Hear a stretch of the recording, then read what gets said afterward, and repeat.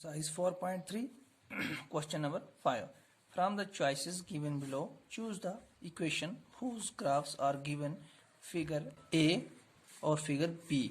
आपके पास दो फिगर्स हैं, मैंने फिलहाल एक बनाई है और उसके सामने कुछ पार्ट्स दिए हैं, 1 2 3 4 पार्ट्स, यानी ये जो पार्ट्स हैं 1 2 3 4 ये वाले इस फिगर के लिए पार्ट्स हैं और दूसरे 4 पार्ट्स होंगे वो दूसरी फिगर के लिए। फिलहाल मैंने ये जो फिगर है ये फिगर ए है या किसी बुक में 4.6 होगा। तो चलिए पहले समझते हैं सवाल क्या कह रहा है। सवाल ये कह रहा है आपके पास यहाँ पर कुछ 4 इक्वेशंस दी हुई हैं, एक इक्वेशन 2 3 4। आपको बताना है कि ये जो ग्राफ दिया हुआ है और इसके ऊपर कुछ कोऑर्डिनेट्स दिए हुए हैं, 3 कोऑर्डिनेट्स, 1 कोऑर्डिनेट 2 कोऑर्डिनेट और 3 कोऑर्डिनेट्स, यानी 1 डॉट है 2 डॉट है 3 डॉट है। जब डॉट 3 होंगे इसका मतलब कोऑर्डिनेट्स भी कितने होंगे, 3 3 होंगे। तो पहला कोऑर्डिनेट्स ये है और मैंने आपको बताया है कि जब भी आपके कोऑर्डिनेट्स दिए होंगे फर्स्ट कोऑर्डिनेट होता है x की वैल्यू और सेकंड कोऑर्डिनेट होता है y की वैल्यू। इसी तरह यहाँ पे 0,0 है, फर्स्ट x की वैल्यू 0 y की वैल्यू 0, यहाँ x की वैल्यू 1 y की वैल्यू -1। तो ये आपको पता है इस चीज के बारे में और आपने पढ़ा भी है। अब चलते हैं पार्ट्स की तरफ। सवाल ये कह रहा है कि आप देखिए कि इन पार्ट्स में से कौन सी इक्वेशन जो है वो इस ग्राफ को सेटिस्फाई करती है। तो ग्राफ को सेटिस्फाई करने के लिए क्या करना पड़ेगा, हमको देखना पड़ेगा कि ये जो 3 हमारे पास कोऑर्डिनेट्स हैं, कोऑर्डिनेट पॉइंट्स जो हैं जहां पर कोऑर्डिनेट्स आ रहे हैं, ये तीनों सेटिस्फाई होने चाहिए। यानी अगर हम यहाँ पर x और y की वैल्यू इन इक्वेशंस में लगाएं तो ये जो है 0 आना चाहिए, यानी लेफ्ट हैंड साइड और राइट हैंड साइड आपस में इक्वल होना चाहिए। तब जाके हम मानेंगे कि ये वाले जो कोऑर्डिनेट हैं ये किसी इक्वेशन को सेटिस्फाई कर रहे हैं या ये इक्वेशन जो है ये इन कोऑर्डिनेट्स को सेटिस्फाई कर रही है।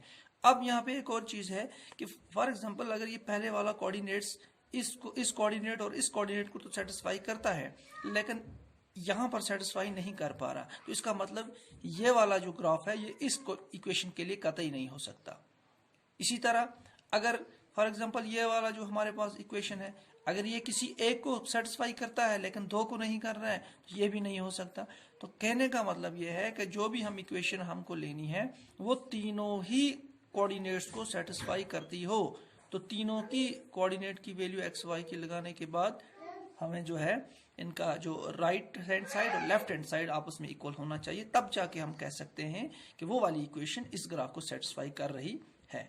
तो चलिए उसको समझने के लिए हम करते हैं। पहला जो है आपके पास है y = x। अब चूंकि हमारे पास पहला कोऑर्डिनेट लेते हैं, यहाँ हमारे पास x क्या है -1 और y क्या है +1। तो यहाँ पर हमारे पास y क्या है, y 1 है, तो यहाँ पर y = कितना है हमारे पास 1 और x क्या है as per coordinate -1।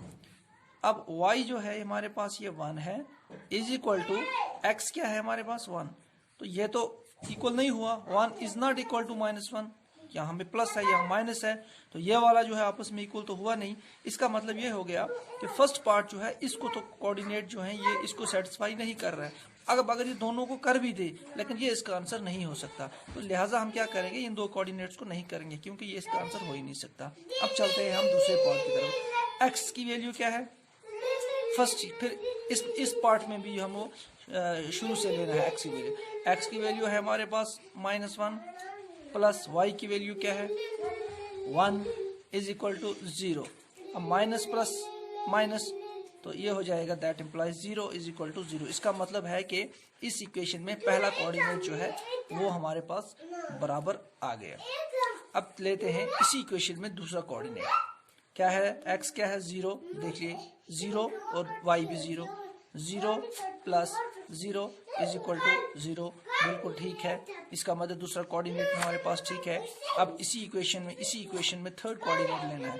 Third coordinate क्या है, x की वैल्यू है 1, उसके बाद प्लस y की वैल्यू क्या है हमारे पास, ये प्लस जो है ये हमारा इक्वेशन का है और y का जो हमारा पास वैल्यू है वो है -1, तो यहाँ हम लिखेंगे -1 = 0, माइनस प्लस माइनस तो 1 - 1 = 0, तो बिल्कुल 0 और 0 बराबर 0 = 0। तो इसका मतलब है यहाँ पर तीनों कोऑर्डिनेट्स जो हैं वो सेटिस्फाई कर रहे हैं इस इक्वेशन को। तो लिहाजा हमारा जो आंसर होगा हमारा इसका मतलब ये हो गया हमारा आंसर या वो इक्वेशन जो इस ग्राफ को सेटिस्फाई करती है वो वाला हमारे पास ये सेकंड पार्ट है, या हम ये कह सकते हैं कि ये इक्वेशन जो है इस ग्राफ को सेटिस्फाई कर रही है। अब बाकी तो जाहिर है नहीं हो, क्योंकि कोई एक इनमें से था जो इसको तीनों कोऑर्डिनेट्स को सेटिस्फाई कर रही थी। तो वो वाला जो हमारे पास कोऑर्डिनेट है वो जो हमारे पास ग्राफ है वो किस इक्वेशन के लिए है, इस इक्वेशन के लिए। ठीक है, यानी इस ग्राफ का इक्वेशन जो है वो हमारे पास कौन सी है,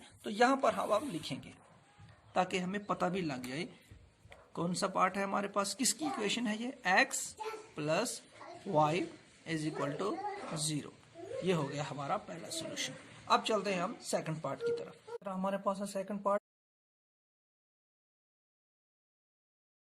और इसका ग्राफ जो है हमारे पास ये देख लीजिए, यहाँ पे कोऑर्डिनेट है -1 3, यानी x -1 3 y, इसी तरह 0 2 x की वैल्यू 0 y की वैल्यू 2, इसी तरह ये x और ये y एक दिया हुआ है ग्राफ। अब बताना है आपको कि ये ग्राफ इन चार में से किस इक्वेशन के लिए है, तो उसको कैसे पता करेंगे। जैसे फर्स्ट पार्ट में हमने किया कि हम देखेंगे कि ये इक्वेशन जो है ये तीनों कोऑर्डिनेट को कौन सी इक्वेशन सेटिस्फाई कर रही है, तो जो सेटिस्फाई कर रही है वो हम इस लाइन पे लिखेंगे, यानी वो इक्वेशन जो है इस ग्राफ के लिए है।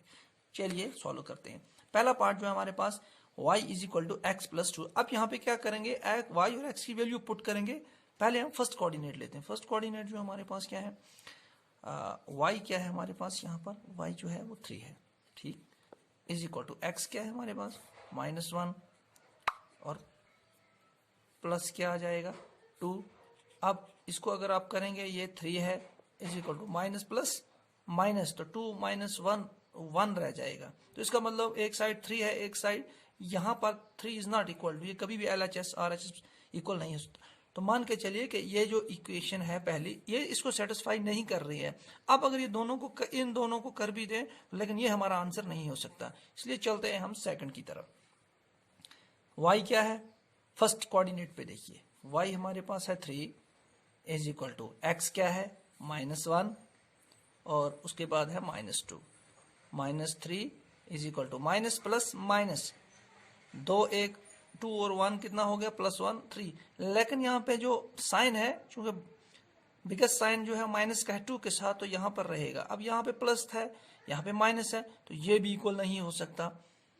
ठीक है, ये माइनस है ये, तो ये LHS RHS इक्वल नहीं है। इसका मतलब ये हुआ कि ये जो इक्वेशन है ये इसको मीट नहीं कर रही है। तो बाकी दो को कर भी दे तो लेकिन ये भी इसका आंसर नहीं हो सकता। तो बाकी दो को करने की, बाकी इन दो के लिए जरूरत भी नहीं, क्योंकि जब मीट नहीं कर रही है ये तीनों को करनी चाहिए। अब चलते हैं हम पार्ट थर्ड की तरफ।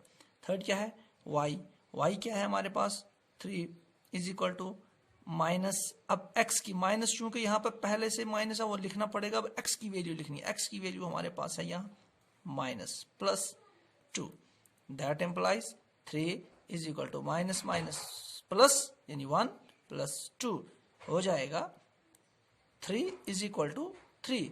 तो इसका मतलब एक तो पहले के लिए ये ओके है, यानी ये इक्वल है।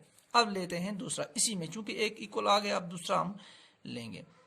तो y की वैल्यू क्या है यहाँ पर, ये है 2 is equal to minus into x की वैल्यू क्या है यहाँ पर 0 + 2, ठीक है, यहाँ पे हाँ 0, तो ये हो जाएगा 2 इज इक्वल टू 0 × 0 0, या कुछ नहीं है तो ये बच जाएगा। इसका मतलब ये भी ठीक है, यहाँ भी LHS बराबर है RHS के, तो ये भी ठीक है। अब चलते हैं थर्ड कोऑर्डिनेट की तरफ। थर्ड कोऑर्डिनेट में y क्या है 0 is equal to minus x क्या है यहाँ पर 2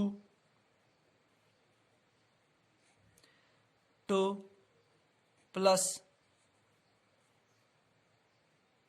2, ये y की वैल्यू, ये x की वैल्यू, तो 0 इज इक्वल टू ये -2 + 2 -2 + 2, तो ये हो जाएगा 0 is equal to minus plus minus, तो 2 - 2 हो गया 0। तो इसका मतलब है ये तीनों के लिए मेरी इस first coordinate, second coordinate, third, तीनों के लिए मीट कर रही है। तीनों का LHS is equal to RHS आ रहा है।